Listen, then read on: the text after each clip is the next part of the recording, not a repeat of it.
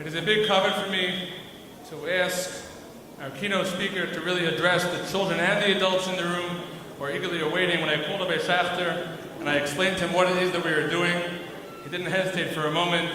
I'd like to ask our Rav Fischel Schachter to address the Yeshiva today.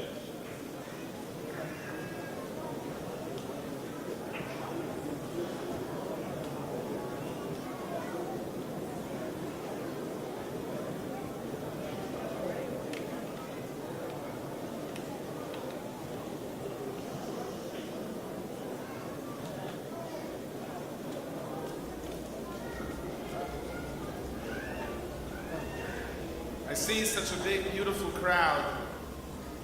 Today is Rabbonim. I asked myself, why am I here?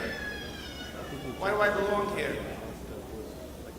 And maybe I can answer it with this story. You know, I have a friend. He's very, very scared to speak in public. He's petrified of speaking in public. And when he had to make a bar mitzvah of his son, so he asked me if I can please write him a script because he's so scared. I said, why do you have to be so scared? Just say I'm calling up the bar mitzvah boy, and you say I want to thank Uncle so-and-so for coming from Toronto, and I want to thank Tante so-and-so coming from Montreal, and I want to thank Tante so-and-so for not coming. Just do what you have to do. He says, no, come on, please. Okay, so I wrote for him a script. And then he said to me, you know, I think it would be better if you put in like a joke, a milsa de bedichasa to start things off. I said, do me a favor, you talk. That'll be fine. People will laugh, it's okay.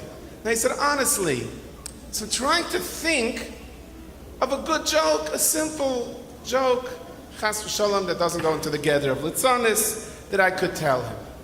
So I begin to think, and I say, you know, I have a good joke. Once there was a bar mitzvah boy, and the bar mitzvah boy, one person brought him a Mishnah Brura, the other person brought him a Rabbi Kiva Ega, the other person brought him Tshuvas Harashba, a Meches Chinuch, and a man comes in and brings him an umbrella.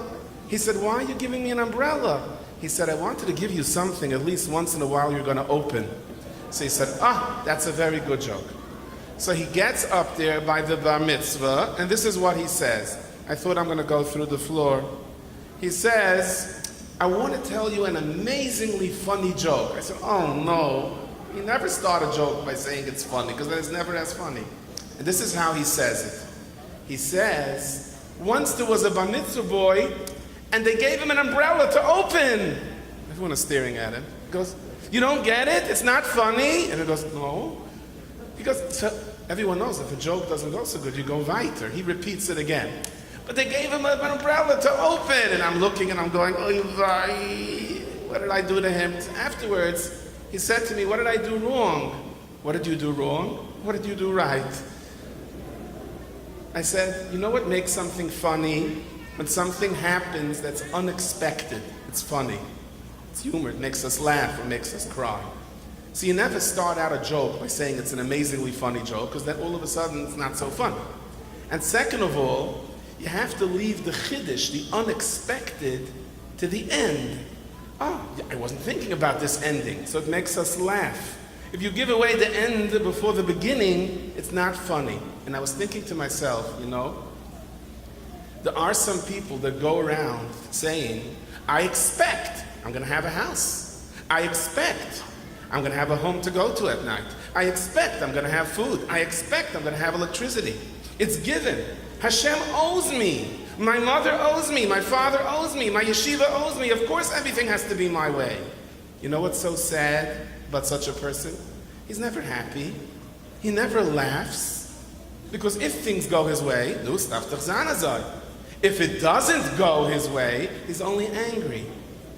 But someone who says, the Rebbe Hashem doesn't owe me anything. If I wake up in the morning and I have life, that's a bracha min hashemayim.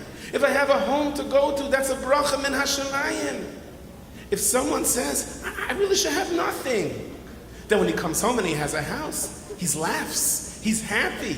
It's an element of surprise. Hashem, you don't owe this to me. I have food, I have clothes. And that's how we make the birchas hashachar. every morning. I once was by Reb Chaim Kanievsky many years ago, and tears were streaming down my eyes. It was Far Rockaway. I was zeichet to see it. Rebbetzin Kanievsky, Allah HaShalom, Libadla Chaim L'Chaim, would say the Birchas HaShachar early in the morning, and Reb Chaim would answer Amen on each bracha. And then Reb Chaim would say the Birchas HaShachar, and his Rebbetzin would answer Amen on each bracha. And I looked at their faces and I said, these are people, no car, no cell phone, they live in a tiny house, and they are the happiest people in the world. You know why? Because everything is a surprise. They know nothing is coming to them. The Al-Shech HaKadosh says that Hashem has a minig. You know what Hashem's minig is? When you say thank you for something, Hashem gives you more of it.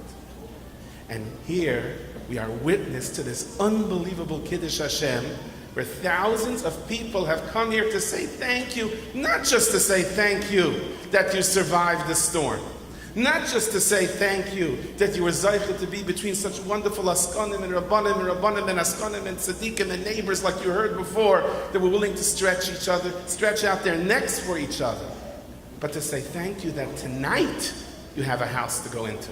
To say thank you that tomorrow you have a refrigerator that has cold yogurt inside. Because we now know that we don't take anything for granted. I have a friend whose wife was on a bus in Eretz Yisrael many years ago. She lives in Emmanuel. And as the bus was approaching, it was during the Intifada, and as the bus was approaching the entrance to the city, they heard a pop, boom. She said, oh no, this is what I need, a flat tire. This friend of mine, his Rebbetzin, she's a very chashuv lady, she's a teacher in the seminary. She woke up very late that morning. She didn't have a chance to eat breakfast. She ran into Yerushalayim with the bus, and she still didn't have a chance to eat. When she finished teaching, so she thought, she'll get a chance to buy something before she leaves. But no, the bus came early. Israeli buses come either early or late, never on time. That's their minhag. And now, she got onto what's a bulletproof bus that goes to Emmanuel, and she's sitting, and now a flat tire, and then she heard another flat tire, and another flat tire. And everyone realized there's no 4 flat tires in a row. This is a terrorist attack. And the driver put his foot down on the gas pedal. He tried to go so fast, but the bus began to bump on the burnt out tires, and it came to a stop. And 2 mechavlim, 2 terrorists, jumped onto the bus, and even though it was a bulletproof window from the side, but it wasn't a bulletproof window from on top. On top there were windows. And they began to shoot in. And this woman felt the bullets go into her, and she fell to the floor. People were screaming, Shema Yisrael, and people were screaming, Al-Khayt, and people were just screaming. And she felt she was choking, she couldn't breathe. And someone turned her over, and she was staring right up at the window, at the terrorist about to shoot down at her. And that minute, someone took his Jeep, his truck, and rammed it into the side of the bus. And the terrorists fell off the bus, and they began to shoot. And then the medics came into the bus. And she began to scream. And a medic ran over to her and said, really, I'm not supposed to go to the people that scream first. I'm supposed to go to the people that don't scream, because if you scream, you still have koyach. I don't know why you have rachmanis on you. And he took care of her, and he stopped her bleeding. And they put her on a stretcher and took her into an ambulance. And they were going to go to Hadassah in Kerem, but instead there was a block on the road, and they turned to a different hospital, a smaller hospital. And they pulled in, and a certain doctor, who's a surgeon and knows how to close veins, was there giving a speech. And he came running in, and he operated on her. And when she came to, he said to her, I never saw someone so close to leaving this world. Do you know, I forgot what he said, how much blood a person needs to live? You were down to the last ounce. And by the way, he said to her, I hope you don't mind, but when your stomach was open, I was looking into your stomach to see what's there. Oh, shkayach. And I saw it was empty. She goes, yeah, I couldn't eat the entire day. He said to her, if you would have eaten just a little bit, your blood pressure would have been higher, and you would have lost blood quicker. You would have never survived. And you should know, she found out later that this doctor was the best surgeon in Eretz Yisrael, shliach of HaKadosh Baruch Hu, to save her. So later on, someone came to interview her, and he asked her a question. When you were laying there on your back, and you were watching the man holding the gun shooting down on you, what were you thinking? What an interesting question. know, there was a story, there was a Yid once, the king came running into his house, save me, my enemies are running after me, hide under the bed. And they came in and they took their swords and they began to boom, boom in the bed and they just missed him. And later on the king ran away and he called the Yid. He said, you saved my life, what do you want? He goes, Your Majesty, when you were laying under the bed and the swords were going all around you, yeah, what did it feel like? It's chutzpah. You ask a king that question, hang him. He goes, what did I just do? I could have asked for $1 million treasure instead I asked a foolish question. And they put the rope around his neck and he's about to say Shema Yisrael and they're about to knock the shear out from underneath and the king comes out and says, that's what it felt like. You wanted to know what it felt like? That's what it felt like. So someone asks her a question, what does it feel like? I thought, what a foolish question. You know what this woman said? She said, I want to tell you something. In a way, when I was laying there, I never had such menuchas hanefesh, such peace of mind in my life. I said, what? You know, a minute before, I was thinking, oy, how are we going to pay the mortgage? How am I going to do shidduchim with my daughter? Oy, what's going to be with my little son who's not learning so well? And all of a sudden, boom, and before I know it, there's this person holding a gun. I said, you know what, Rabbonim Shalom? My life is in your hands. Right now, whatever happens, happens. My life is in your hands. It didn't make a difference, her mortgage. It didn't make a difference, her tsaris. It didn't make a difference, the flood. It didn't make a difference that her mother wasn't feeling well. It didn't make a difference, all the tsaris she had with her neighbor, with everything. It's all yours. With her Raisha, my life is in your hands. I felt a certain peace. I can't explain it. Certain menuchas and nefesh. And I want to tell you something. That not only then, but for the rest of my life, since then, of course I have my worries, but I look at my worries very different. Rabbonim Shalom, my life is in your hands. You know the schus you all have, and we all have to learn from you, and all of the Yidden all over the world have to learn from you.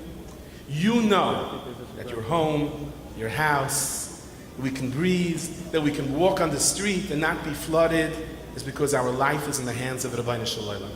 And once we know that, our entire life is happy. Our entire life is simcha. And our entire life is on a completely different level. Thank you very much for giving me the schus of being together with you today.